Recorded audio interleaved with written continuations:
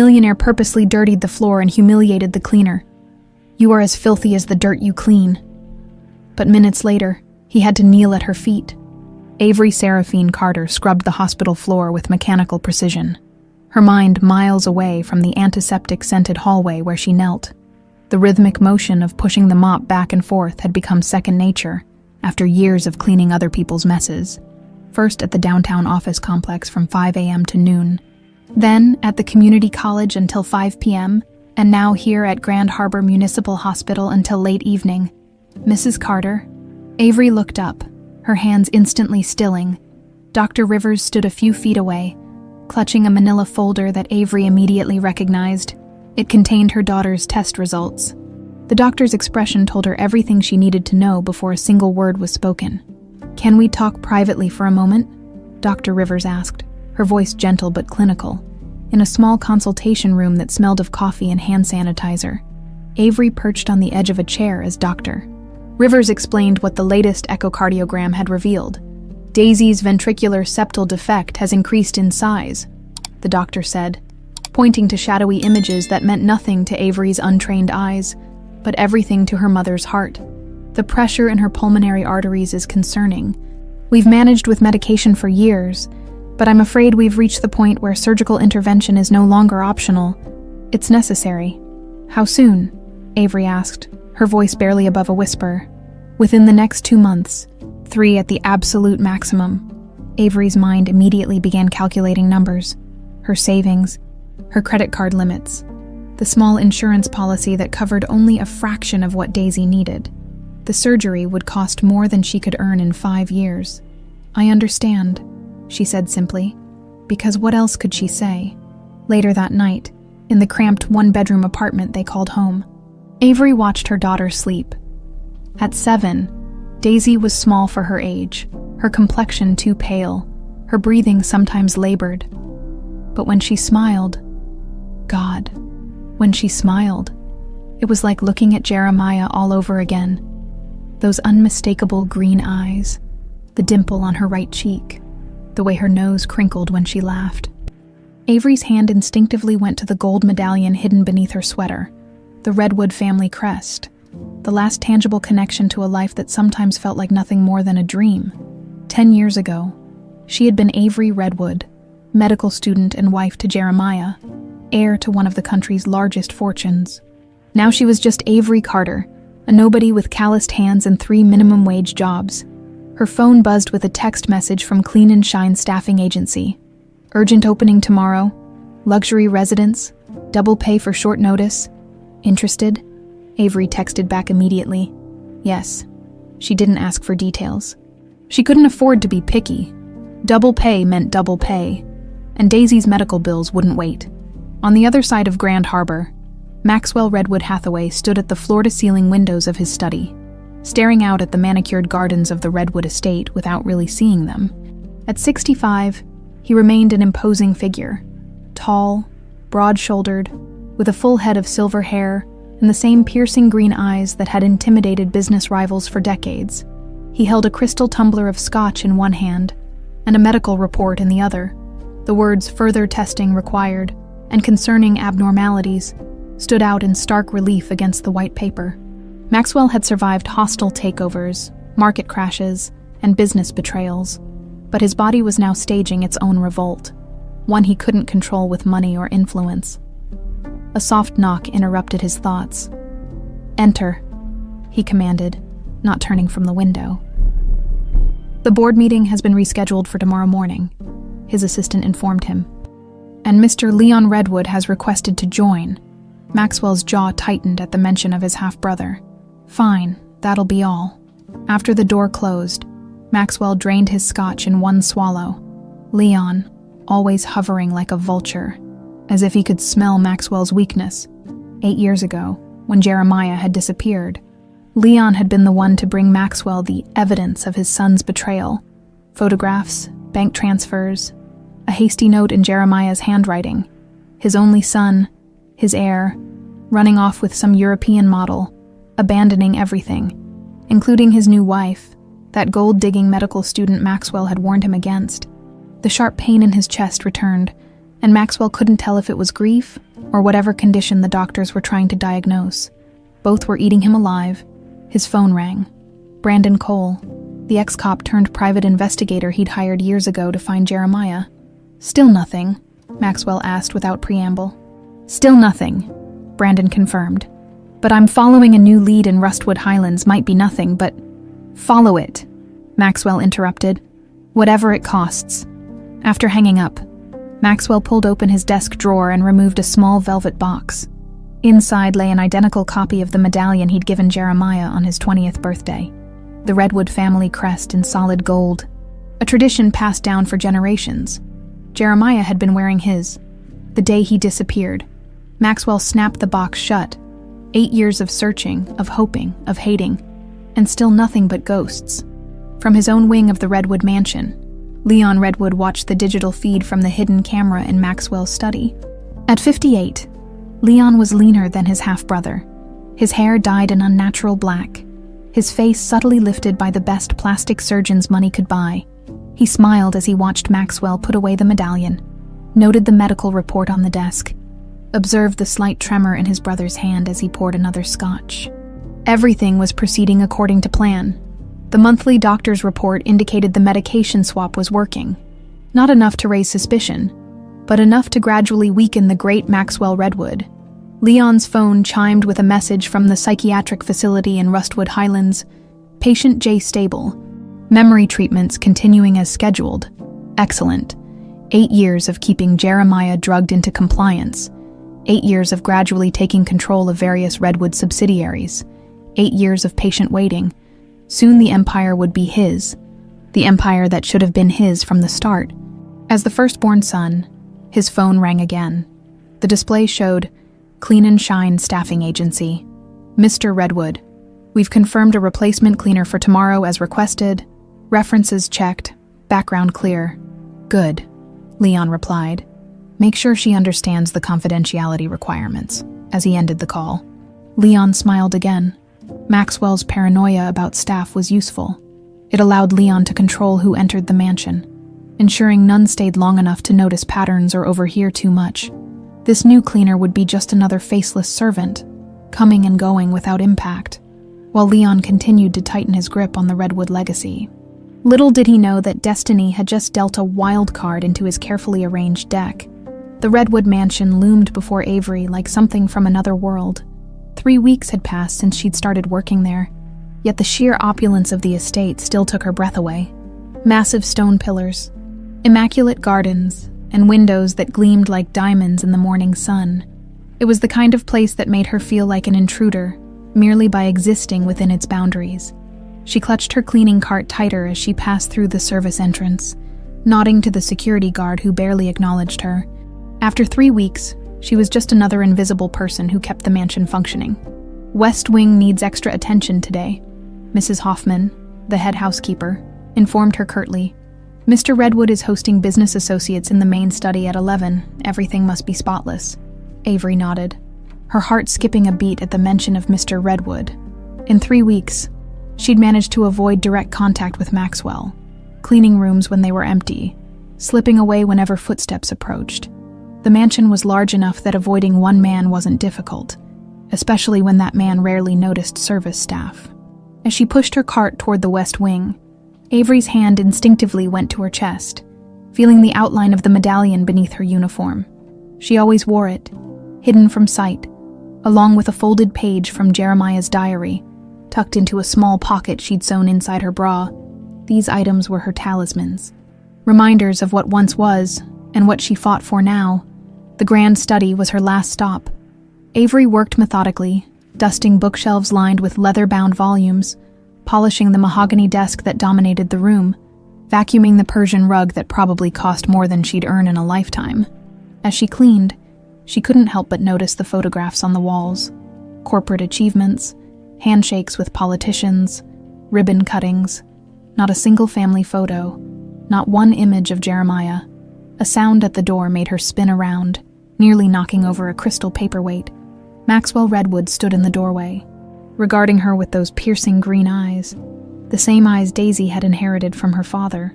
He looked older than she remembered, his face more lined, but no less intimidating. "You're new," he stated flatly. "Yes, sir," Avery replied, lowering her gaze as she'd learned to do with employers who preferred their staff invisible. "I've been here 3 weeks. I'm just finishing up." Her heart hammered so loudly she was certain he could hear it. Maxwell grunted non-committally and moved to his desk, shuffling through papers without acknowledging her further. Avery quickly gathered her cleaning supplies, desperate to escape before any chance recognition could occur.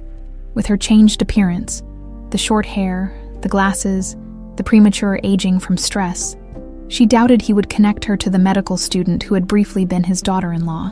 Still, being in his presence made her skin crawl with anxiety. Just as she reached the door, Maxwell's voice stopped her. "The bookshelf in the corner still has dust on the top shelf." Avery hesitated, then turned back. "I'll take care of it right away, sir." As she stretched to reach the top shelf, she silently cursed her 5'4" frame. The shelf was just beyond her reach, even on tiptoes. "Use the stepladder," Maxwell instructed impatiently. Not looking up from his papers, Avery retrieved the small stepladder from her cart and carefully climbed it, aware of Maxwell's intermittent glances in her direction. She worked quickly, desperate to finish and leave. A commotion outside the study drew Maxwell's attention. Leon Redwood swept in, followed by 3 men in expensive suits. "Maxwell, we're early, I know, but the Tokyo investors were eager to get started," Leon announced, his voice dripping with false cordiality. Maxwell rose to greet them, his demeanor instantly shifting to that of the confident business titan. "Gentlemen, welcome to Redwood Enterprises." Avery kept her head down, hoping to become invisible as she descended the stepladder. "The fourth quarter projections exceed expectations," Leon continued, spreading documents across Maxwell's desk. "But the Chinese market is showing concerning volatility that—" "I've reviewed the numbers," Maxwell interrupted sharply. "The volatility is manageable if we proceed with the strategy I outlined last week." One of the investors, a stern-looking Japanese man, raised an eyebrow. "Your strategy involves significant risk, Mr. Redwood. Perhaps we should consider alternatives." "There are no alternatives," Maxwell responded, his tone growing colder. Redwood Enterprises didn't become an empire by playing it safe. As the tension in the room intensified, Avery attempted to slip out unnoticed. Her elbow knocked against a decorative vase, causing it to wobble. She caught it before it fell, drawing unwanted attention. Maxwell's eyes darted to her, irritation flashing across his features. The business discussion halted awkwardly. "Perhaps the cleaning staff should return later," Leon suggested smoothly, something in his tone, a hint of disdain that went beyond normal dismissiveness toward service workers, made Maxwell's expression darken. Avery had seen that look before, years ago, when someone had challenged his authority. What happened next shocked her to her core. "No," Maxwell said, his voice dangerously quiet. "Let her stay." He walked deliberately to a silver coffee service on a side table, picked up the full pot, and turned to Avery with cold fury in his eyes. "You," he said, "seem to enjoy being noticed." Without warning, he poured the coffee directly onto the pristine carpet. "Clean it," he commanded. Stunned, Avery stared at the spreading brown stain on the expensive rug. "I said clean it," Maxwell repeated, his voice harder. The Japanese investors shifted uncomfortably. Leon watched with a small smile playing at his lips. Maxwell wasn't finished. He walked to a potted plant, tipped it over, spilling soil across the marble floor, then knocked a waste bin sideways, scattering crumpled papers. "Clean all of it," he ordered. "Now!" Avery felt her cheeks burn with humiliation as she knelt on the floor, aware of the business executives watching her. With trembling hands, she began blotting the coffee stain, fighting back tears. "This is how it works, gentlemen," Maxwell announced, returning to his desk. "When I give an order, it's followed. Whether it's a corporate strategy or cleaning a mess, my word is final." As Avery worked, Maxwell's voice cut through her like a knife. "You are as filthy as the dirt you clean. People like you were born to serve people like us." Something inside Avery snapped. She looked up, momentarily forgetting her disguise, and met Maxwell's gaze directly. For a fleeting second, confusion crossed his face. A hint of recognition quickly dismissed. She returned to her task, hands shaking with suppressed rage and humiliation. As she leaned forward to gather the scattered waste paper, The chain around her neck caught on a decorative nail head in the desk. When she pulled away, it broke, sending the medallion tumbling out from beneath her uniform. The gold redwood family crest landed on the marble floor with an accusatory clink, spinning briefly before coming to rest directly at Maxwell's feet. Alongside it fluttered a yellowed page covered in handwriting, a page from Jeremiah's diary. The room fell completely silent. Maxwell stared at the medallion, his face draining of color. He knelt slowly, picking up the gold piece with a shaking hand. "Where did you get this?" he whispered, his voice barely audible. Avery, frozen in place, couldn't speak. The medallion, Jeremiah's medallion, now lay in the palm of his father's hand, a betrayal of her carefully maintained disguise. Maxwell's eyes moved from the medallion to the diary page. He reached for it, scanning the handwritten text, recognition dawning in his eyes. "This is Jeremiah's writing," he said, looking up at Avery with dawning comprehension. "This is dated a week after he supposedly left." Their eyes locked, green meeting brown, as 8 years of deception began to crumble. "Everyone out," Maxwell commanded, not breaking eye contact with Avery. "Except you," as Leon and the investors reluctantly departed, casting curious glances behind them. Avery knew her carefully constructed world was about to collapse. The door clicked shut behind Leon and the investors, leaving Avery and Maxwell in a silence so complete she could hear the antique grandfather clock ticking in the corner. Maxwell stared at her, the medallion clutched in one hand, Jeremiah's diary page in the other. "Who are you?" he demanded, his voice low and dangerous. Avery stood, her legs unsteady. "I think you know who I am." Maxwell's eyes narrowed as he studied her face, peering beyond the short hair, the plain glasses. The years of hardship etched into her features. Recognition dawned slowly, then all at once. "Avery Seraphine," he whispered. "The medical student." "Carter now," she corrected. "I took my mother's maiden name." Maxwell circled her like a predator, disbelief and suspicion warring on his face. "You were married to my son for what, 2 months? Then he disappeared. And so did you." His fingers tightened around the medallion. "How did you get this?" "He was wearing it when he left. When he disappeared," Avery corrected again, finding strength in the truth she'd carried for years. "Jeremiah didn't leave Mr. Redwood, he was taken." Maxwell's face hardened. "We found evidence." "You found what someone wanted you to find," Avery interrupted. "The night Jeremiah vanished, we were planning to tell you about our marriage, about the baby." The word hung in the air between them. Maxwell froze. "Baby," he repeated, his voice barely audible. "Your granddaughter," Avery said. "Daisy. She's 7 years old and fighting for her life in Grand Harbor Municipal Hospital with a congenital heart defect that requires surgery I can't afford." Maxwell sank into his chair, the revelation hitting him like a physical blow. He looked again at the diary page in his hand. "This is dated September 28th, he said slowly. "A week after he supposedly fled to Europe. He gave me that medallion the night he disappeared," Avery explained. "He'd been investigating something within Redwood Enterprises. He kept a diary of what he discovered." Maxwell's head snapped up. "What diary? Where is it?" "Somewhere safe," Avery said, unwilling to reveal all her cards. "This is just one page I keep with me." Maxwell ran a hand over his face, suddenly looking every one of his 65 years. "Leon told me Jeremiah ran off with some model. Said he'd been planning it for months. Had evidence. Photos, bank transfers. All lies," Avery said firmly. "Jeremiah loved you. He would never have abandoned you or me." A tense silence stretched between them. Maxwell studied the medallion, rubbing his thumb over the intricate redwood crest, an eagle clutching an oak branch. "You've been working in my house for 3 weeks, he finally said. "Why?" "Revenge. Survival," Avery replied. "Daisy needs surgery within 2 months. It costs more than I'll make in years. I took this job because it paid double for short notice. You didn't know this was my house. Not until I arrived. By then, I needed the money too badly to walk away." Maxwell's expression remained guarded, decades of business negotiations making him naturally suspicious. "Why should I believe any of this?" Avery reached into her pocket and pulled out her phone. With trembling fingers, she opened her photo gallery and turned the screen toward Maxwell. "This is why," On the screen was Daisy, sitting in her hospital bed, a book open on her lap. Despite the paleness of her complexion and the medical equipment surrounding her, there was no mistaking those brilliant green eyes, the shape of her face, the dimple in her right cheek when she smiled. It was like looking at Jeremiah as a child. Maxwell stared at the photo, transfixed.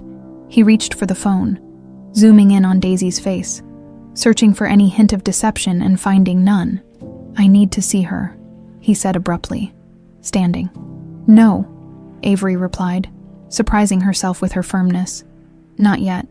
I won't have you walking into her life and then walking out again when you decide we're inconvenient. She's my granddaughter. She's my daughter," Avery countered. "A daughter who's never known her father, who spent her entire life in and out of hospitals, who's tough as nails but shouldn't have to be.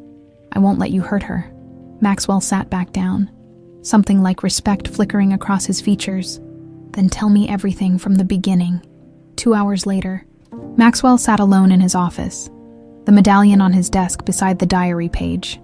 Avery had gone, sent home with a promise that her job was secure, and a sealed envelope containing $50,000 in cash for Daisy's immediate medical needs.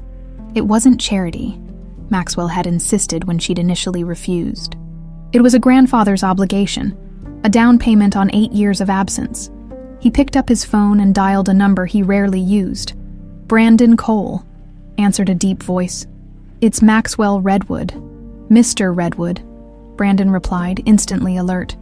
"Any news on your end?" "Actually, yes." Maxwell paused, still processing everything Avery had told him. "I need you back in Grand Harbor immediately. The search parameters have changed." "How so?" "Jeremiah didn't run away. He was taken, and I think my brother Leon is behind it." A brief silence then. "That's a serious accusation, sir." "I'm aware. I need you to investigate Leon discreetly. Bank records, phone calls, properties I might not know about. Focus on anything connected to Rustwood Highlands." "Understood. I'll be in Grand Harbor by morning." "One more thing," Maxwell added. "I need information on Grand Harbor Municipal Hospital, specifically pediatric cardiology." The following afternoon, Maxwell Redwood, wearing a nondescript gray suit rather than his usual tailored attire, walked through the pediatric ward of Grand Harbor Municipal Hospital. He carried a small gift bag and had informed the staff he was visiting as a donor interested in the pediatric cardiac program. His real purpose was currently sitting in bed 307. Drawing in a sketchbook, Maxwell paused in the doorway, his heart constricting at the sight of Daisy. In person, the resemblance to Jeremiah was even more striking. Same determined set of the jaw, same way of tilting her head slightly as she concentrated. "Hello?" he said softly. Daisy looked up, those redwood green eyes widening slightly. "Hello," she replied, her voice stronger than he'd expected for someone so ill. "I'm Mr. Maxwell," he said, using only his first name. "I'm a visitor checking on the hospital's heart program. Would you mind if I come in?" Daisy shrugged. "You can come in. You can come. Visiting hours aren't over, and my mom's still at work." Maxwell entered, placing the gift bag on the side table. "I brought you something. I hear you like to draw." Daisy eyed the bag with cautious interest. "Thank you, but my mom says I'm not supposed to accept gifts from strangers." "Your mother sounds very wise," Maxwell replied, his respect for Avery growing. "Perhaps we should wait until she's here." Daisy nodded, studying him with frank curiosity. "Are you rich? You look rich." A startled laugh escaped Maxwell. "What makes you say that?" "Your watch," Daisy pointed. "My mom says you can tell a lot about people from their shoes and watches. Yours are both really nice." "Your mother is right again," Maxwell said, sitting in the visitor's chair. "May I ask what you're drawing?" Daisy hesitated, then turned her sketchbook. "It's a castle, but not a princess castle, a scientist castle where they invent heart machines." Maxwell leaned forward, genuinely impressed by the detailed drawing. "That's remarkable. You're very talented. I want to be a doctor someday," Daisy said matter-of-factly, "to fix hearts like mine." Something in Maxwell's own heart shifted, a piece falling into place that he hadn't known was missing, as they talked. About Daisy's drawings, about the books she read, about her dream of becoming a doctor. Maxwell found himself captivated by this small, determined child who carried his blood, He had come to confirm what Avery had told him, but he was finding so much more. A glimpse of what family truly meant, beyond bloodlines and inheritance. What he didn't see was Leon watching from the hallway, phone in hand, a calculating expression on his face. Brandon Cole had learned patience during his 15 years on the police force. It was a skill that had served him well as a detective, and now as a private investigator, sitting in his rental car outside Leon Redwood's downtown office building. He reminded himself of this as he waited for the right moment. 6 hours of surveillance had yielded little, but Brandon wasn't discouraged.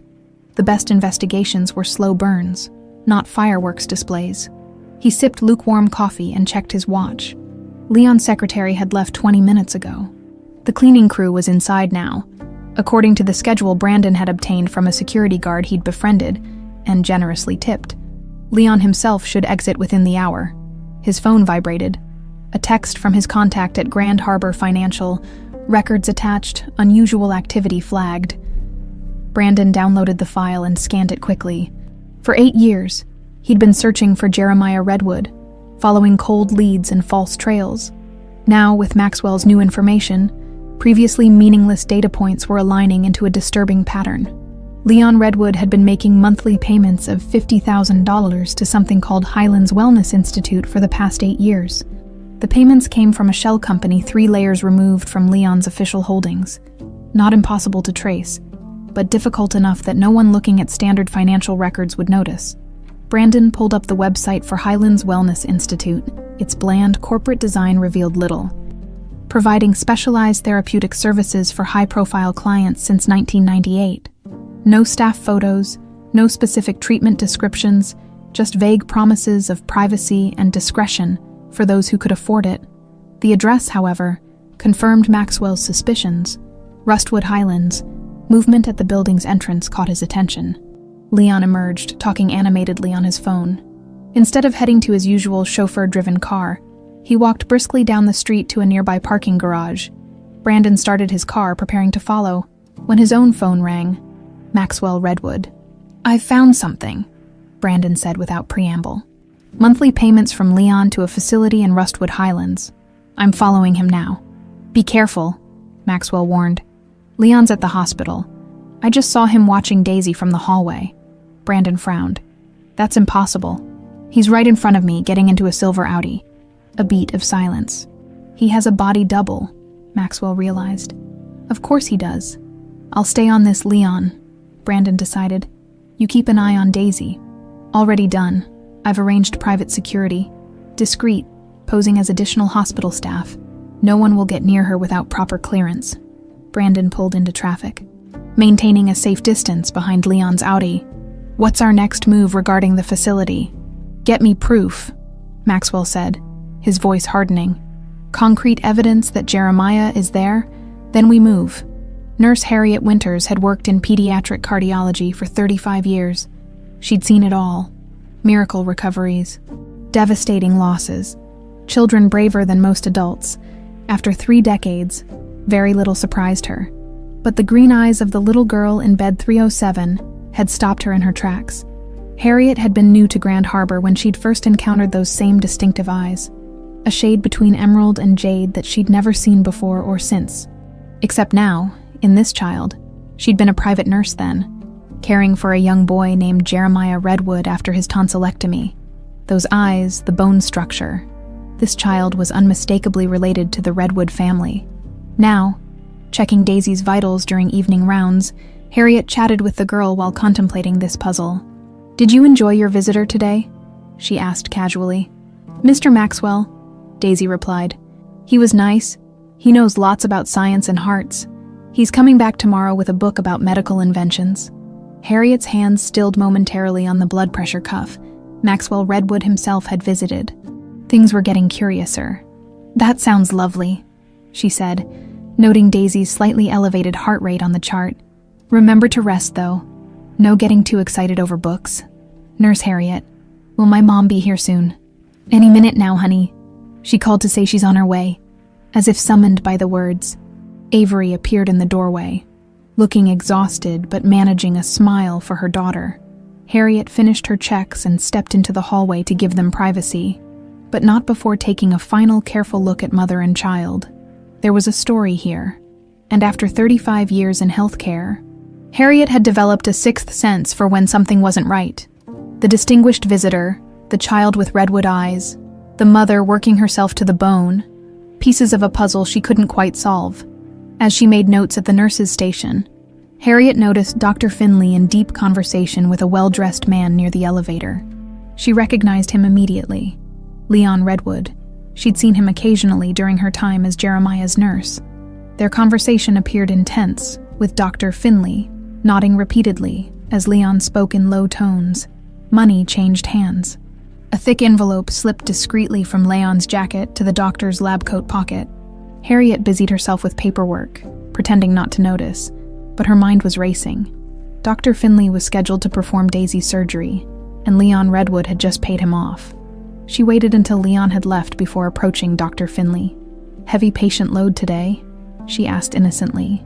Finley started, clearly nervous. "What? Oh, yes. Very busy. That was Leon Redwood I saw you speaking with, wasn't it? Such an influential family." The doctor's eyes narrowed slightly. "Do you need something, Nurse Winters?" "Just confirming the pre-op schedule for Daisy Carter," Harriet replied smoothly. "You're still performing her surgery next month." "Of course," he said too quickly. "Everything's proceeding as planned." As he walked away, Harriet made a decision. She'd kept the Redwoods' secrets once before. Out of professional duty, she wouldn't do it again. Not when a child's life hung in the balance. Leon Redwood paced his private office at Redwood Tower, agitation evident in every movement. The face on his video call, Dr. Marcus Shields, director of Highlands Wellness Institute, looked equally troubled. "Patient J had another episode yesterday," Dr. Shields reported. "He became lucid enough to ask about a woman named Avery." Leon cursed under his breath. "Increase his medication. With respect, Mr. Redwood, we're already at dangerous levels. Any higher dosage risks permanent damage or even—" "Did I ask for your medical opinion?" Leon snapped. "Increase it, temporarily. I need him compliant for the next few months." Dr. Shields sighed. "As you wish, but I must register my professional objection." "Noted," Leon replied dismissively. "Has anyone unusual been asking about the facility? Any unscheduled visitors?" "None. Security remains tight." After ending the call, Leon turned to the bank of monitors on his wall, security feeds from various locations. One showed Maxwell in his study, speaking with Brandon Cole. Another displayed Avery entering her apartment building, looking exhausted. The third showed Daisy in her hospital room, drawing in her sketchbook. Leon studied the child's face, noting the unmistakable Redwood features. He hadn't known about the girl until today, but her existence complicated things significantly. Maxwell had found his missing heir's child, a direct bloodline that could threaten everything Leon had worked toward. His phone rang, a secure line connected to his operative at the hospital. "Dr. Finley is compromised," the voice reported without preamble. "Nurse Harriet Winters saw the payment and is asking questions. She has a history with the family. Was Jeremiah's nurse 20 years ago?" "Handle it," Leon ordered, but discreetly. No loose ends. As he hung up, Leon pulled up another security feed, this one showing Brandon Cole following his body double to Rustwood Highlands. Everything was unraveling faster than anticipated. He needed to accelerate his timeline. He opened a secure messaging app and typed, "Begin Phase 2. Effective immediately." Avery sat beside Daisy's hospital bed, reading aloud from her daughter's favorite book while the child drifted toward sleep. The $50,000 from Maxwell had already been put to work. New specialists consulted, better medications secured. Daisy's name moved up the surgery schedule. Money made everything easier. A bitter truth Avery had learned the hard way. "Mom," Daisy murmured sleepily. "I like Mr. Maxwell. He has eyes like mine." Avery's throat tightened. "Does he, sweetheart?" "Mm-hmm. Is he going to be my friend now?" "We'll see," Avery whispered, stroking her daughter's hair. "Sleep now." As Daisy's breathing deepened, Avery noticed a nurse she didn't recognize hovering in the doorway. Older, with kind eyes and silver-streaked hair. "Mrs. Carter?" "I'm Nurse Harriet Winters. May I speak with you privately? It's about Daisy's safety." In a quiet corner of the hospital cafeteria, Nurse Harriet's words fell like bombs in Avery's world. "Dr. Finley has been compromised. she explained in hushed tones. "I saw Leon Redwood pass him an envelope. Money. And afterward, when I questioned him about Daisy's surgery, he was nervous, evasive." Avery's hands trembled around her coffee cup. "What are you saying?" "I'm saying your daughter is in danger if Dr. Finley operates on her," Harriet replied bluntly. "And I think it has something to do with her being a Redwood." Avery stared, speechless. "Those green eyes are unmistakable," Harriet continued. "I was Jeremiah's nurse when he was a boy, changed his bandages after a tonsillectomy when he was 10. Those eyes, there's no mistaking them. And now Maxwell himself is visiting." "How do you know about Maxwell?" Avery asked sharply. Daisy mentioned her new friend, Mr. Maxwell. It wasn't hard to connect the dots. Harriet leaned forward. "Mrs. Carter, I don't know what's happening within that family, but I won't stand by while a child is put at risk. We need to get Daisy transferred to another surgeon immediately." Avery slumped in her chair. "We can't, Doctor. Finley is the only cardiac surgeon at Grand Harbor who takes our insurance. We're barely managing as it is." "Then we need help," Harriet said firmly. "Powerful help." Maxwell's private study had become a war room. Brandon Cole stood before a whiteboard covered with names, dates, and connecting lines. Avery sat rigidly in a leather chair, while Nurse Harriet perched beside her. Maxwell himself paced the length of the room, absorbing the implications of what they'd pieced together. "Leon's been making payments to Highlands Wellness Institute for exactly 8 years, Brandon explained, pointing to financial records. "The payments began 1 week after Jeremiah disappeared. And this facility specializes in what exactly?" Maxwell demanded. "Officially, mental health treatment for high-profile clients. Unofficially," Brandon shrugged, "it's isolated, heavily secured, and nearly impossible to access without prior clearance. Perfect place to keep someone against their will," Harriet observed. Maxwell stopped pacing. "And now Leon is bribing the doctor scheduled to operate on my granddaughter." His voice was dangerously calm.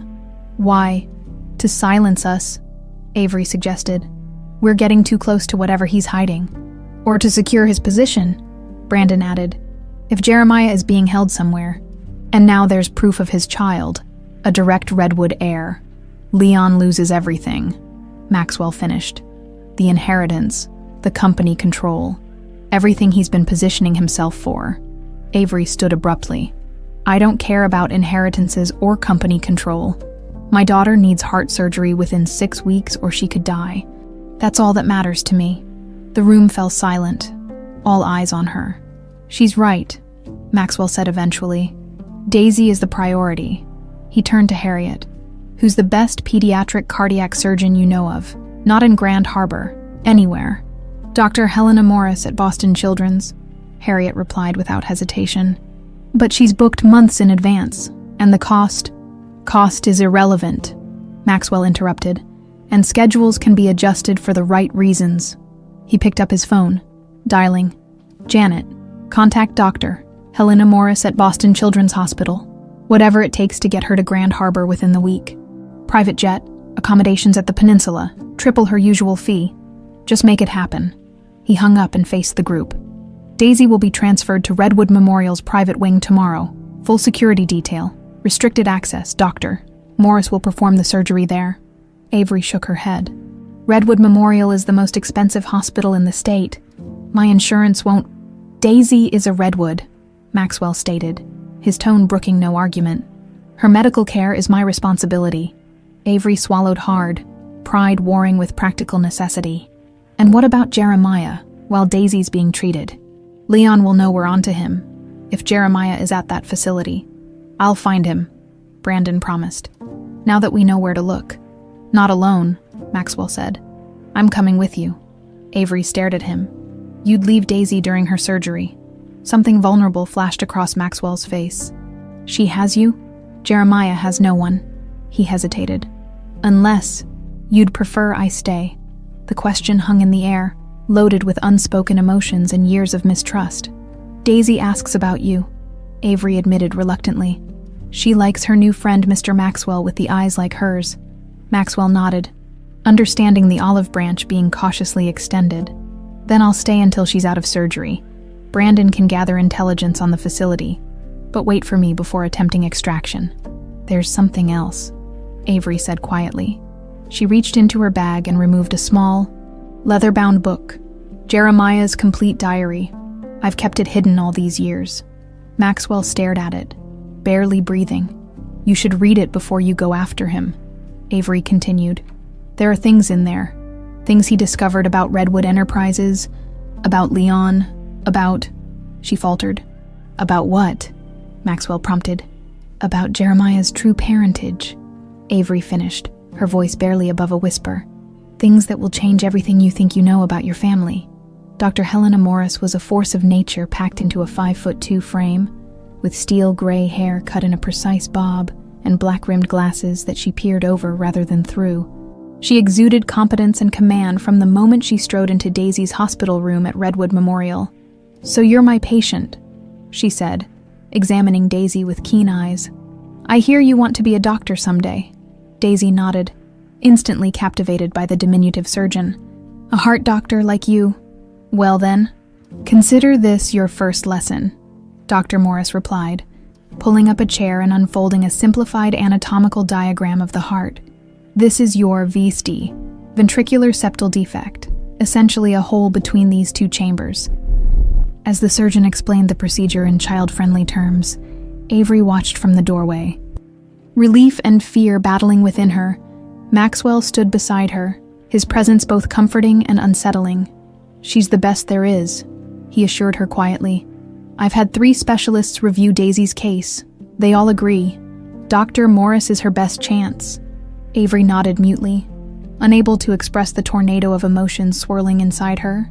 In just 1 week, her carefully constructed life had been completely upended. Daisy was now in a private suite at the city's most exclusive hospital.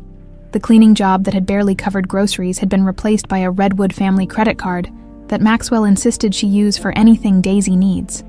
And the man who had once humiliated her was now standing guard over her daughter like a sentinel. The surgery is scheduled for tomorrow morning, Maxwell continued. Dr. Morris wants to proceed immediately, given Daisy's latest test results. That soon, Avery's voice caught. Her condition is deteriorating faster than anticipated, Maxwell said gently. The sooner we act, the better her chances. Avery closed her eyes briefly, steadying herself. And Jeremiah, any word from Brandon? He's confirmed security patterns at the facility. There's a patient in the East Wing who matches Jeremiah's description. Brandon's establishing a cover as a potential new client to get inside for visual confirmation. And if it is him, Maxwell's expression hardened. Then, as soon as Daisy is stable, I'm bringing my son home. Inside the room, Daisy laughed at something Dr. Morris said, the sound like bells in the sterile hospital environment.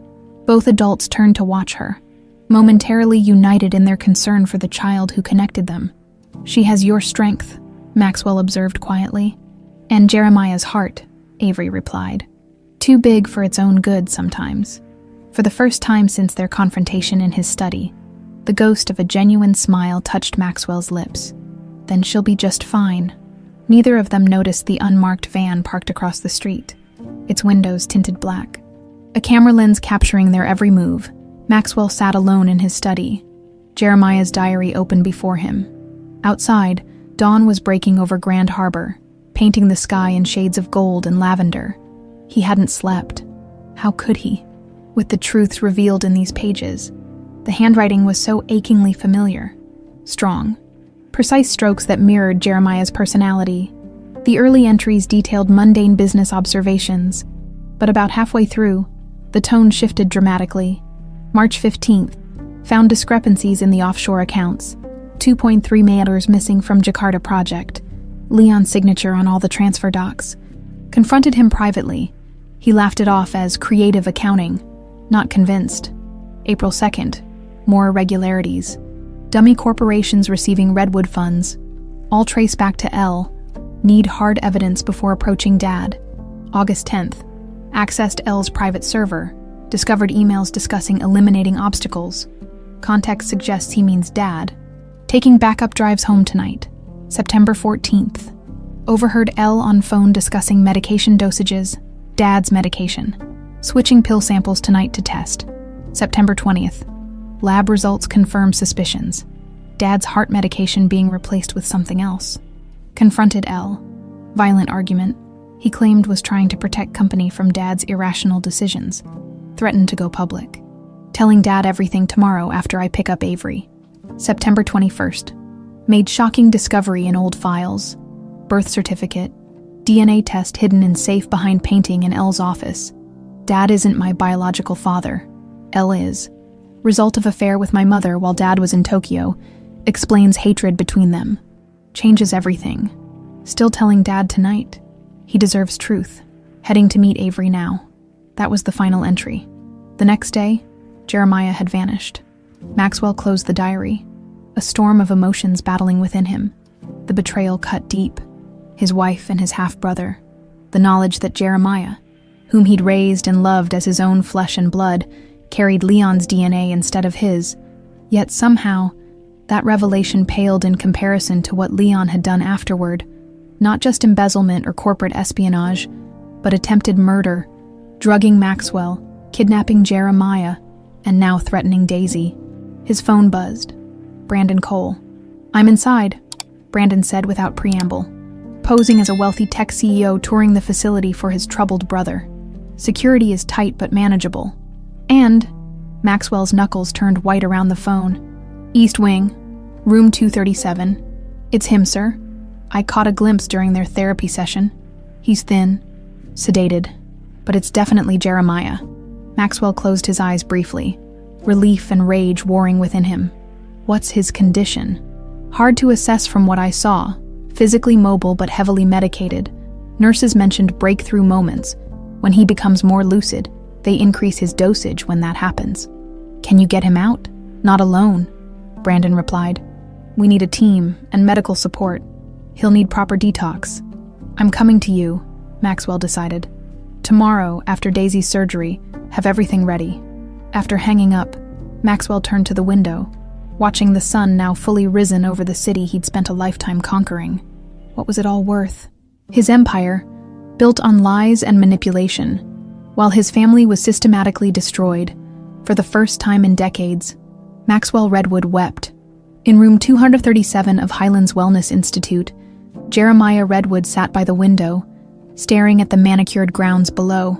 At 38, he looked older, his once athletic frame gaunt, his dark hair threaded with premature gray, his mind trapped in a perpetual fog. Today was one of his more lucid days. The new night nurse had made a mistake with his evening medication, giving him a lower dose than prescribed. The resulting clarity was both blessing and torture. 8 years. He'd pieced that much together from overheard conversations and the changing seasons outside his window. 8 years since he'd discovered the truth about Leon, about his parentage, about the plot against his father. No, not his father. Maxwell, the man who had raised him. Avery's face came to him through the mental haze. Beautiful, brilliant Avery with her medical textbooks and quick laugh. Had she looked for him? Had she believed the lies Leon surely told about his disappearance? There had been a baby. He remembered that much. Avery had been pregnant when he was taken. A child who would now be 7, 8. A child who might have his eyes, his smile. A child who would think their father had abandoned them. The door opened. Dr. Shields entered with a nurse, medication tray in hand. "Good morning, Jeremiah. Time for your treatment." Jeremiah didn't respond. He'd learned that resistance led to forced injections, isolation rooms, better to appear compliant while holding onto the fragments of himself in secret. "We've adjusted your medication," Dr. Shields continued, watching as the nurse prepared a syringe. "You've been experiencing some breakthrough memories that we need to manage." "Of course," Jeremiah replied flatly, extending his arm. As the needle slid into his vein, he focused on the face that kept him going through the chemical fog. Avery. Her name became his silent mantra as the drugs pulled him back into darkness. Across town at Redwood Memorial Hospital, final preparations for Daisy's surgery were underway. Dr. Helena Morris reviewed the latest scans with her team, while Avery sat beside her daughter's bed, attempting to appear calm despite her internal terror. "Remember what Dr. Morris said," Avery murmured, smoothing Daisy's hair. 8 hours for the surgery, then you'll wake up in recovery with a special monitor to make sure your heart is behaving itself. Daisy nodded solemnly. "And then I'll have a super cool scar to show my friends." "That's right," Avery managed to smile, marveling at her daughter's courage. A soft knock at the door announced Maxwell's arrival. He'd traded his usual power suit for casual slacks and a sweater, an outfit that made him look more grandfather than corporate titan. "Good morning, Daisy," he said, his voice gentler than Avery had ever heard it. "I brought you something." He produced a small silver charm bracelet with a single heart-shaped charm. "It's a tradition in our family, a token for courage. My mother gave one to me before my tonsillectomy when I was about your age." Daisy's eyes widened as Maxwell fastened it around her wrist. "It's beautiful. The heart is made from the same silver as the Redwood family medallion," he explained, careful to avoid looking at Avery. For strength, a nurse appeared in the doorway. "It's time, Daisy. We need to get you prepped." What followed was a blur of activity. Daisy being wheeled toward the operating room, last-minute instructions from Dr. Morris, promises that they'd be right there when she woke up. Then, abruptly, silence in the empty hospital room. Avery stood frozen, staring at the door through which her daughter had disappeared. Maxwell remained equally still, both of them suspended in the terrible moment of surrender to forces beyond their control. "She'll be fine," Maxwell said finally, sounding like he was trying to convince himself as much as Avery. "You read the diary," Avery observed. Not a question. Maxwell nodded, his expression unreadable. "All of it. Then you know that Jeremiah isn't biologically mine." "Yes." He paused, choosing his words carefully. "It changes nothing about how I feel about him." "Or Daisy." Avery studied him, searching for deception and finding none. Brandon called. "He found Jeremiah, confirmed it's him." Maxwell's voice caught slightly. "Heavily sedated but alive. We're going to get him out tomorrow." "I should be there," Avery said.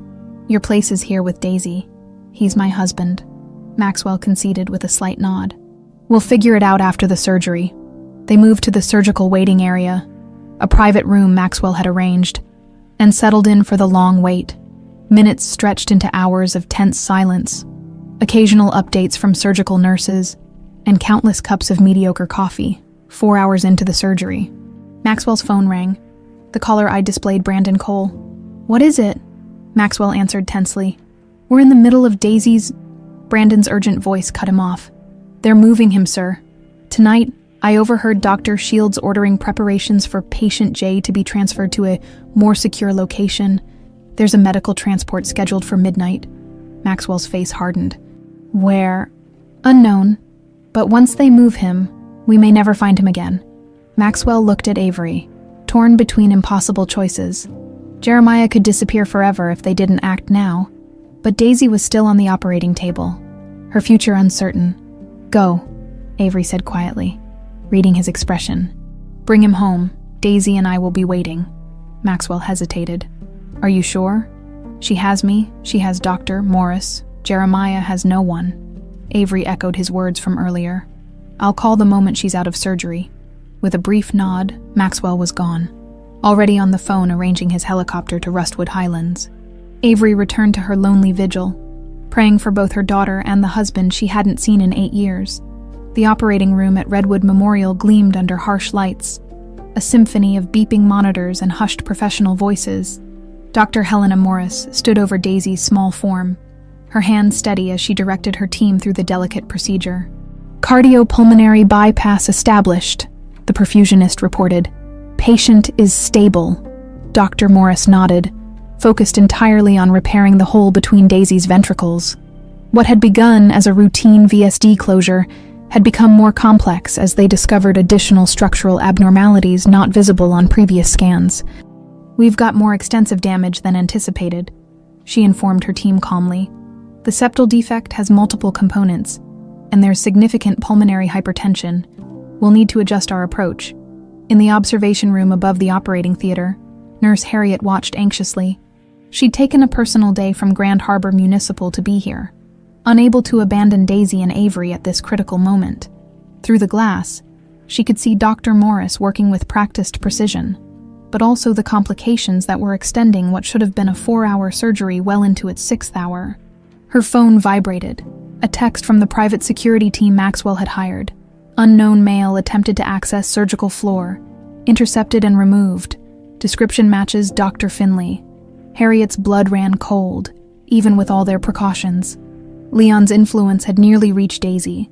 She hurried down to the surgical waiting area where Avery sat alone, pale and exhausted. "Any updates?" Avery asked immediately. "The surgery's taking longer than expected," Harriet explained gently. "Dr. Morris found additional complications, but she's addressing them. Daisy's holding steady." She hesitated before adding, "There was a security incident. Dr. Finley attempted to access the surgical floor. He was stopped." Avery's eyes widened in alarm. "He was going to... He didn't get anywhere near Daisy," Harriet assured her quickly. "The security team handled it, but it confirms our suspicions about Leon's intentions." Avery stood, nervous energy propelling her to pace the small room. "Maxwell's gone to rescue Jeremiah. We're all exposed, vulnerable. What if Leon has other people here? What if..." "Avery," Harriet interrupted firmly. "I've worked in hospitals for 35 years. Trust me when I say Daisy couldn't be in better hands than Dr. Morris's. And I'm not leaving until she's safely in recovery." Avery nodded gratefully, drawing strength from the older woman's steadfast presence. "How much longer, do you think?" "Another hour, maybe 2. Dr. Morris won't rush. That's a good thing." As they settled back into their anxious wait, neither woman noticed the custodian who lingered too long outside the waiting room door, nor the brief call he made after moving down the hallway. The Redwood helicopter cut through the night sky, its rotors a thunderous heartbeat against the darkness. Inside, Maxwell checked his watch. 10:37 p.m. Less than 90 minutes until Jeremiah's scheduled transfer.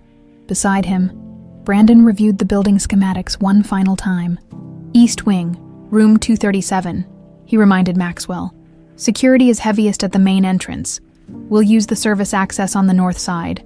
I've got keycard clones and the security rotation schedule." Also on board were 4 men from Maxwell's private security team, former Special Forces operatives who asked no questions when given their unusual assignment.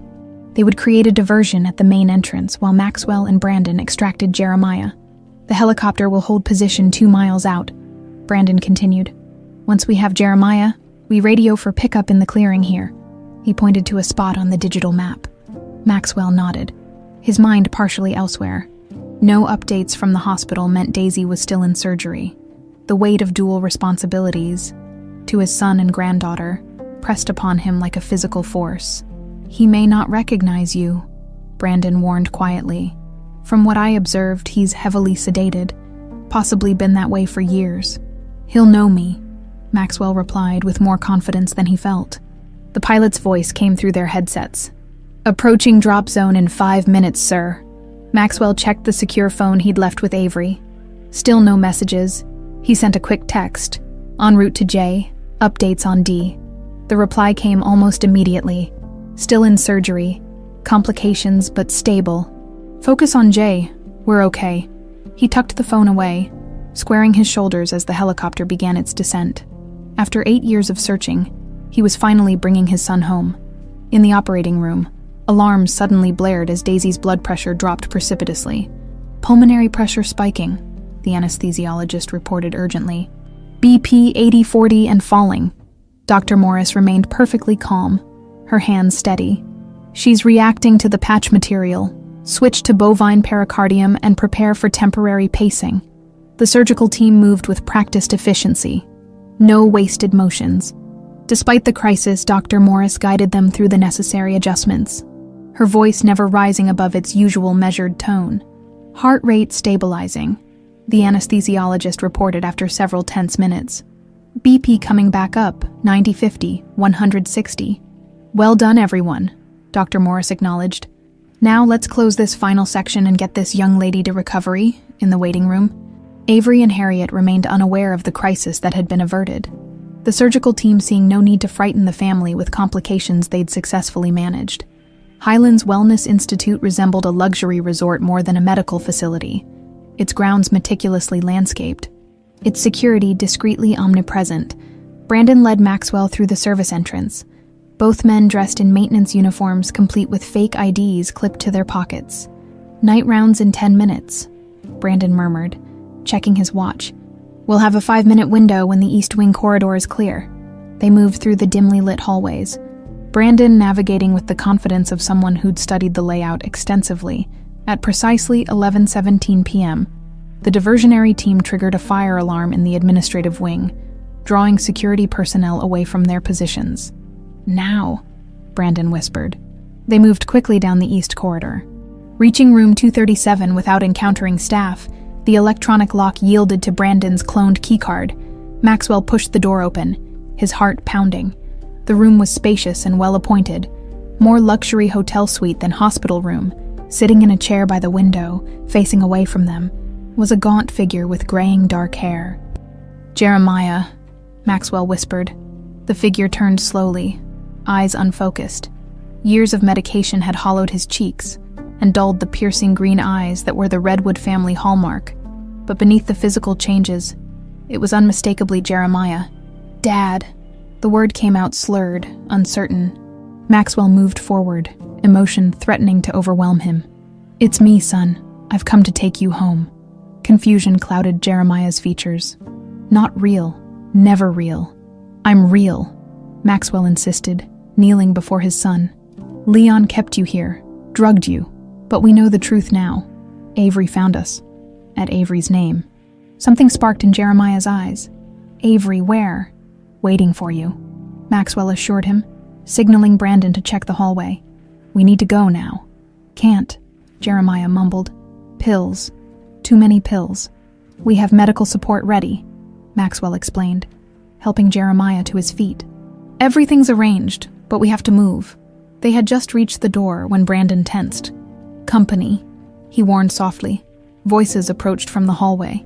Doctor, Shields, and 2 security guards, discussing the fire alarm and upcoming transfer. Ahead of schedule, the helicopter arrives at midnight.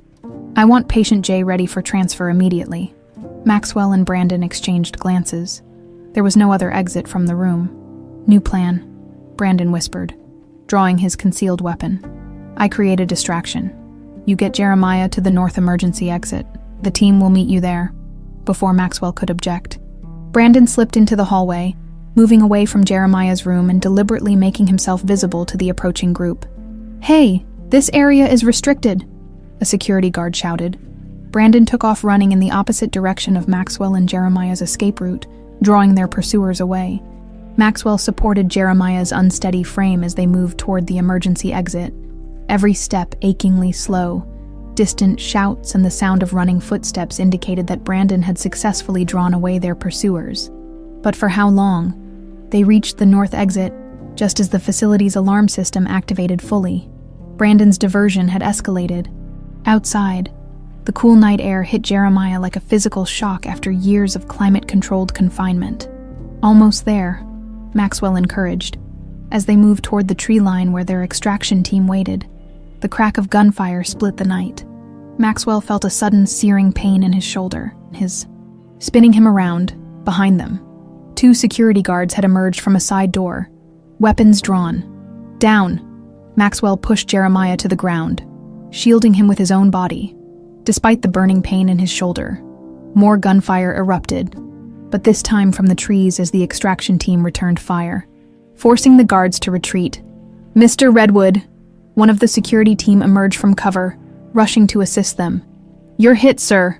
"Get my son out of here," Maxwell ordered through gritted teeth. "That's all that matters." As they hurried toward the clearing where the helicopter waited, Maxwell's phone buzzed with an incoming call. With his good arm, he managed to answer it. Avery's voice came through, tight with emotion. "Daisy's out of surgery, Dr. Morris says it went well. She's in recovery now." Relief flooded through him, momentarily dulling the pain of his gunshot wound. "We've got him," he responded. "We're coming home." Daisy floated in a hazy world between sleep and wakefulness, vaguely aware of soft beeping sounds and hushed voices. Her chest felt strange, heavy and sore, but not with the familiar tightness she lived with for years. Different. Better, somehow. "Her vitals are stable," a woman's voice said. "The surgery went exceptionally well, all things considered." "When will she wake up?" That was her mother's voice, tight with worry. "Soon the anesthesia is wearing off. Children are remarkably resilient." Daisy wanted to open her eyes, to tell her mother she was okay, but her eyelids felt impossibly heavy. She drifted back into darkness. In the recovery room, Avery sat beside her daughter's bed, watching the steady rise and fall of Daisy's chest. Dr. Morris had assured her that despite the complications, the surgery had been a complete success. The ventricular septal defect was fully repaired, the additional structural issues addressed. With proper follow-up care, Daisy could expect a normal, healthy life. A normal life, after 7 years of hospital visits. Medications and constant worry. The words seemed almost unreal. Nurse Harriet entered quietly, carrying 2 cups of coffee. "Any change?" Avery shook her head, accepting the coffee gratefully. "Dr. Morris says she'll wake soon." "You should rest," Harriet advised, taking the chair opposite. "It's been 12 hours since you've slept." "I can't," Avery replied, her gaze fixed on Daisy's peaceful face. "Not until she wakes up. Not until Jeremiah." Her voice caught. Harriet nodded, understanding. The security team reported they're en route. Should be here within the hour. The thought of seeing Jeremiah after 8 years sent a wave of conflicting emotions through Avery. Hope, fear, anger, longing. What state would he be in after years of drugged captivity? Would he remember her? Remember them? And what of Leon? The man who had orchestrated this entire nightmare was still out there, undoubtedly furious that his carefully constructed plans were unraveling. "We've doubled security on this floor," Harriet said, seemingly reading her thoughts. "No one gets in without proper clearance and identification." A soft moan from the bed drew their attention. Daisy's eyelids fluttered. "Daisy, sweetheart?"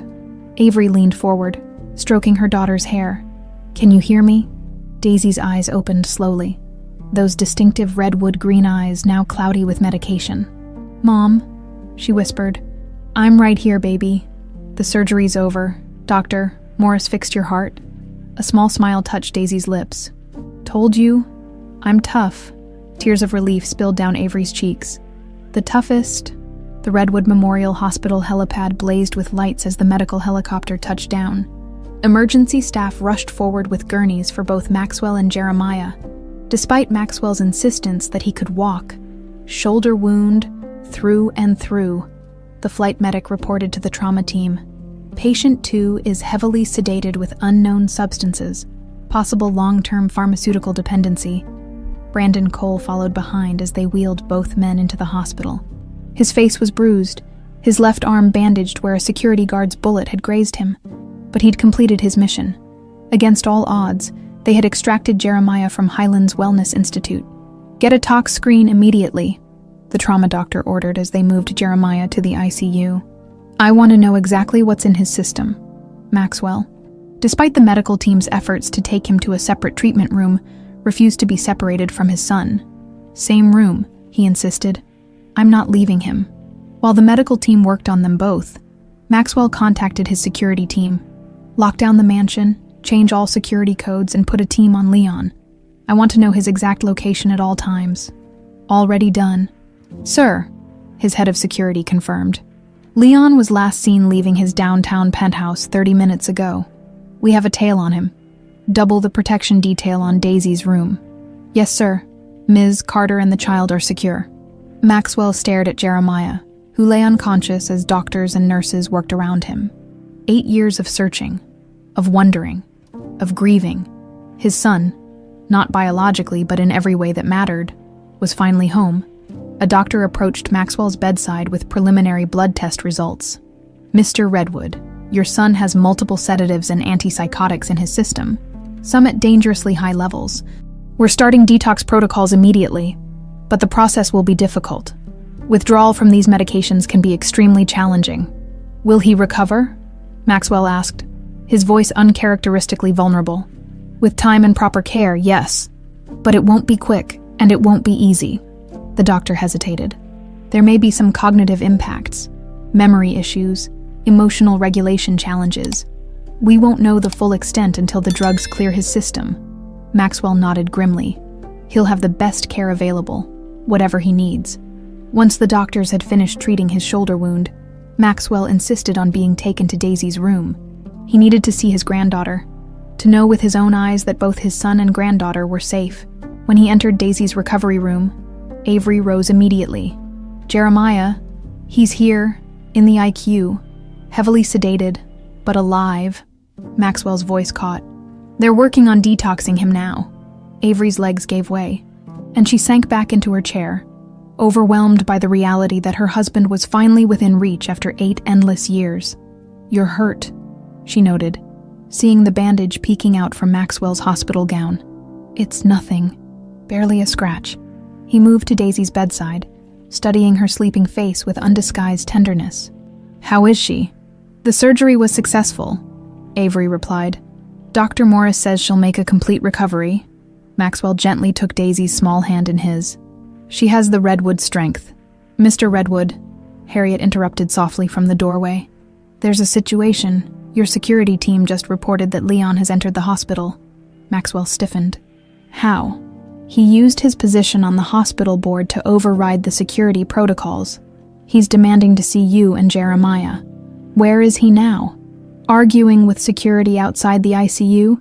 He's claiming you've kidnapped a mentally ill patient who requires specialized care." Maxwell's expression darkened. "He won't get near Jeremiah again. Or Daisy." He turned to Avery. "Stay here with Daisy. Don't leave this room for any reason, Harriet. Please stay with them." "Where are you going?" Avery asked, alarmed. "To end this," Maxwell replied, his voice like steel. "Once and for all." As Maxwell left the room, Avery felt a chill of foreboding.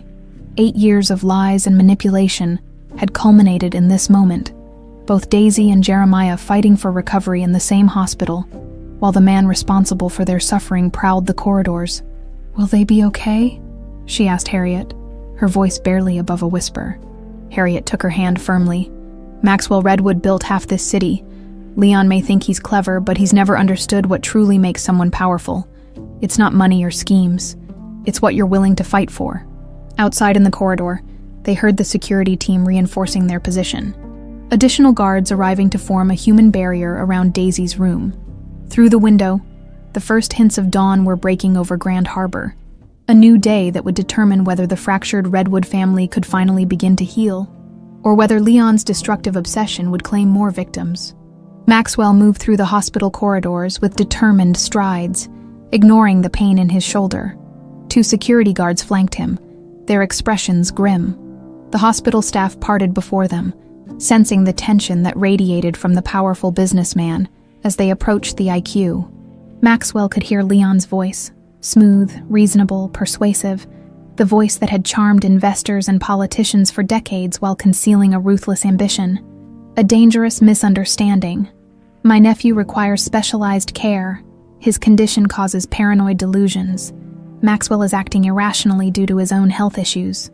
Maxwell rounded the corner to find Leon surrounded by 3 men in expensive suits, his lawyers.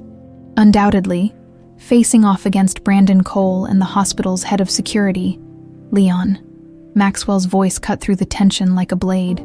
Leon turned, his practiced smile not quite reaching his eyes. "Maxwell, thank God, this unfortunate situation has gotten completely out of hand." "Has it?" Maxwell replied coldly. "Jeremiah needs to return to Highlands immediately. His doctors there understand his condition. He's been under their care for years." Leon's performance was flawless. The concerned uncle, the voice of reason. 8 years, Maxwell corrected. "He's been their prisoner for 8 years, since the night you had him kidnapped." Leon's face registered shocked offense, perfectly calibrated for their audience. "That's absurd. You're not well, Maxwell. These conspiracy theories." "We have Jeremiah's diary," Maxwell interrupted. "We have financial records of your payments to Highlands. We have Dr. Shields in custody, who I suspect will be quite forthcoming once the FBI gets involved." Something flickered in Leon's eyes, the first crack in his composure. "This is slander. My lawyers will—" "Your lawyers can't help you with attempted murder, kidnapping, and corporate fraud," Maxwell continued, moving closer. "It's over, Leon." For a moment, something like genuine regret crossed Leon's features. "You never understood, did you? What I did for the company, for the family legacy. You were making emotional decisions, putting the business at risk. So you drugged me, kidnapped my son, tried to kill my granddaughter." "Granddaughter?" Leon's surprise seemed genuine, but he recovered quickly. "Another delusion. You don't have a granddaughter." "Daisy Carter," Maxwell stated flatly. 7 years old, Jeremiah's daughter with Avery, The child you tried to eliminate through Dr. Finley. Leon's lawyers exchanged uncomfortable glances, clearly not briefed on this aspect of the situation. I think we should continue this discussion privately, one of the lawyers suggested, attempting to defuse the situation. There's nothing to discuss, Maxwell replied, never taking his eyes off Leon. Security will escort Mr. Redwood from the premises. The police have been notified. Leon's pleasant mask finally slipped, revealing the cold calculation beneath. You can't prove anything, Maxwell. And even if you could, do you really want the world to know our family's dirty laundry? That Jeremiah is actually my son, not yours. The surrounding staff and security team froze at this revelation. Maxwell didn't flinch. Do you think I care about that now? He asked quietly. Jeremiah is my son in every way that matters. And I'm taking back everything you've stolen from him, from all of us. Something dangerous flashed in Leon's eyes. Let me see him. Never again. He's my son. Leon's composure shattered completely, his voice rising to a shout. Mine by blood. You had everything.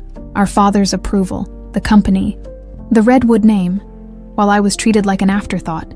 Even when I gave you an heir, you never knew. Security moved forward, but Maxwell held up a hand, stopping them. Why keep him alive then? Why not just kill him too? Leon's expression shifted, something almost human flickering across his features. I couldn't. He's my blood, the only thing truly mine in this family. So you imprisoned him instead, destroyed his mind, took him from his wife, his child. Maxwell shook his head in disgust. You call that fatherly love? I protected him from you, Leon snarled. From your weakness, your sentimentality that would have destroyed everything our grandfather built. Mr. Redwood, a police officer interrupted, approaching with several colleagues. We need you to come with us. Leon straightened his jacket, his mask of civility slipping back into place. This is a misunderstanding. My lawyers will sort it out. To Maxwell, he added coldly, this isn't over, as the police escorted Leon away. Maxwell turned to Brandon. Double the security on both rooms. He's not done yet. Already on it, Brandon confirmed. His lawyers will have him out on bail within hours. Then we need to move quickly, Maxwell decided. Get me the hospital administrator and Dr. Morris. We need to secure an isolated area for Jeremiah's recovery where Leon can't reach him. As Brandon left to make arrangements, Maxwell returned to the IQ where Jeremiah lay unconscious, medical staff monitoring his vital signs as the detox process began. Maxwell sank into a chair beside the bed, the adrenaline of confrontation fading, leaving only bone-deep exhaustion. I'm sorry, he whispered to Jeremiah's still form. I should have seen through Leon's lies. Should have looked harder, fought harder to find you. A nurse approached quietly. His latest blood work shows the medications are beginning to clear. He might wake soon, but he'll be disoriented, possibly agitated. I'll be here, Maxwell assured her, left alone with his son. Maxwell finally allowed himself to feel the full weight of the last 8 years. The loss, the manipulation, the time stolen from all of them. Most painfully, he faced the truth that his own blindness to Leon's nature had enabled this tragedy. His phone buzzed with a text from Avery. Daisy asking for you. She's more awake now. Maxwell smiled faintly, finding hope in those simple words. He texted back. Tell her I'll visit soon. How are you holding up? The reply came quickly, 1 minute at a time. Any change with Jay? Doctors say he might wake soon. We'll let you know immediately. Maxwell pocketed his phone, his gaze returning to Jeremiah's face. Despite the years and hardship, he could still see the determined boy who had challenged him at every turn. The brilliant young man who had questioned business practices others accepted without thought. The son who had made him proud every day of his life. Biology be damned.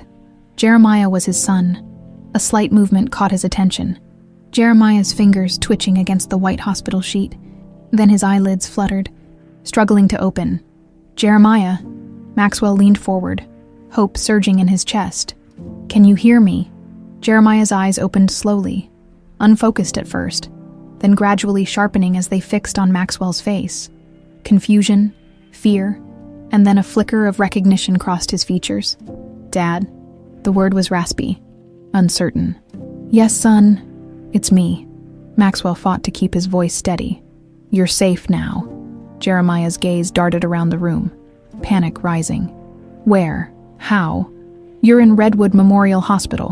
We got you out of Highlands. Leon can't hurt you anymore. At Leon's name, Jeremiah tensed visibly. Leon, He couldn't finish the sentence. I know, Maxwell said gently. I know everything. It doesn't change anything between us. Tears filled Jeremiah's eyes. Avery, he whispered. The baby. Avery is here, and your daughter Daisy.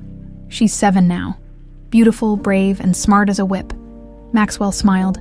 She has your eyes. A tear slipped down Jeremiah's cheek. I want to see them. Soon, Maxwell promised. You both need to recover first. Jeremiah's hand moved weakly toward Maxwell's, and Maxwell took it, holding it firmly. Rest now, he urged.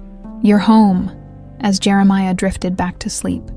Maxwell remained by his side, holding vigil against the dangers he knew still lurked beyond the hospital walls. Leon might be temporarily contained, but a man with his resources and desperation remained a threat. The battle for the Redwood family was far from over. 1 year later, morning sunlight streamed through the tall windows of the east wing of the Redwood mansion, illuminating the construction that had transformed the once formal space, where mahogany-paneled walls and priceless artwork had once dominated. Medical equipment and cheerful, child-friendly murals now brightened the rooms. The sign above the entrance read, Redwood Pediatric Cardiac Center, Phase 1. Avery stood in what had once been Maxwell's formal dining room, now converted into a reception area, reviewing patient files with Nurse Harriet. At 31, Avery looked younger than she had a year ago, the weight of constant worry lifted from her shoulders, replaced by purpose and hope. 3 more referrals this week, Harriet noted, handing Avery the folders. Word is spreading about our scholarship program. Avery nodded, scanning the information. I'll review these with Dr. Morris this afternoon. These families need answers quickly. The scholarship program had been Avery's idea, providing free cardiac care to children whose families couldn't afford treatment. Maxwell had not only embraced the concept, but expanded it beyond anything Avery had initially imagined. The temporary facility in the East Wing was just the beginning. Construction on a state-of-the-art pediatric cardiac hospital was already underway on the Redwood estate grounds. Mom? Daisy's voice rang out as she burst into the reception area. Her cheeks flushed with excitement. At 8, she was the picture of health. Her surgery a complete success. Her recovery exceeding all expectations. Dad's having a good day. He remembered the whole story from last night. Avery's heart leaped. Jeremiah's recovery had been a long, arduous process. The years of forced medication had left his memory fragmented, his cognitive functions sometimes unreliable. Good days were becoming more frequent, but they still celebrated each one. That's wonderful, sweetheart, Avery replied, sharing a meaningful glance with Harriet. Where is he now? In the garden with Grandpa. They're looking at blueprints again. Avery smiled, still occasionally struck by how naturally Daisy had taken to calling Maxwell Grandpa. Despite having known him for just over a year, their bond had been immediate and profound, as though making up for lost time with extra intensity after finishing her work. Avery made her way through the mansion to the garden terrace. There she found Jeremiah and Maxwell bent over architectural plans spread across a table, deep in discussion. At 39, Jeremiah still showed signs of his ordeal, occasional tremors in his hands, premature gray threading his dark hair.